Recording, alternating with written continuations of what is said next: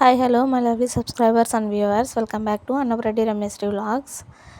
సింపుల్గా ఇంట్లో ఏమీ లేనప్పుడు జస్ట్ అన్నం, పోపు దినుసులు, 2 నిమ్మకాయలతో నేను చేసే చిన్న రెసిపీ అనేది మీకు చూపిస్తా చూడండి.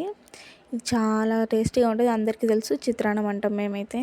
కొంతమంది లెమన్ రైస్ అంటారు, ఇంకొంతమంది పులిహోర అంటారు. మామూలుగా అయితే మాకెళ్ళి పులిహోర అనేది చింతపండుతో చేస్తాం, చిత్రాన్నం అనేది నిమ్మకాయతో చేస్తాం. ఇది నిమ్మకాయతో చేసేది. ఇంకోటి, మీలో ఎంతమందికి ఇట్లా పులుసన్నం చేసుకొని అదే చిత్రాన్నం చేసుకొని గోరింటాకు పెట్టుకున్నప్పుడు ఇట్లా చిత్రాన్నం చేసుకొని ఆ చేతులతో చూసుకుంటూ తినేవాళ్ళు ఉండరు? కామెంట్ చేయండి. నాకైతే చాలా ఇష్టం చిత్రాన్నం కలర్ అన్న, గోరింటాకు కలర్ అన్న, ఇంకోటి దానిమ్మకాయలు విత్తనాలు ఉంటాయి కదా, ఆ విత్తనాల కలర్ అన్న చాలా ఇష్టం నాకు. చూసడానికి అందంగా ఉంటుంది కదా. సరే, వీడియోలోకి వచ్చేస్తే 2 నిమ్మకాయలు తీసుకొని దాన్ని విత్తనాలు లేకుండా మంచిగా పిండేసుకోండి. తర్వాత మీరు తీసుకునే రైస్ని బట్టి అందులోకి సాల్ట్ తీసుకోండి. నిమ్మకాయలు ఇట్లా పిండి ఇట్లా రసం వేసినప్పుడు బండలపైన ఎందుకు తెల్లగా మరకలు ఉండిపోతాయి నాకు తెలియదు. ఎంత క్లీన్ చేసినా అవి పోవు, చాలా రోజుల తర్వాత పోతాయి. మీకు తెలిస్తే నాకు ఒక చిన్న టిప్ చెప్పండి కామెంట్లో. తర్వాత కాస్త పసుపు వేసి, మనం ముందుగా రాత్రి అన్నం కానీ లేదంటే పొద్దున్న మిగిలిన అన్నం కానీ తీసుకొని అందులోకి మనం తీసుకున్నటువంటి నిమ్మరసం, ఉప్పు కలిపిన ఆ రసాన్ని అందులో వేసి టేస్ట్ అంటే మీకు పుల్లగా ఎక్కువ కావాలంటే ఎక్కువ వేసి కలుపుకోండి, లేదంటే మంచిగా టేస్ట్ తగ్గట్టు కలుపుకోండి.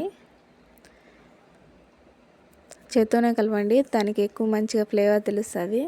మీరు గరిటెతో అట్లా కలిపిండ్రు అనుకోండి, రసం అనేది కింద అడుగు బాగానే ఉంటుంది, తెలియకుండా ఉంటుంది. తర్వాత పోపు దినుసులు అనేవి ఆయిల్ పొయ్యి మీద పెట్టుకొని పోపు దినుసులు అనేవి వేసేసుకోండి బాండీలో.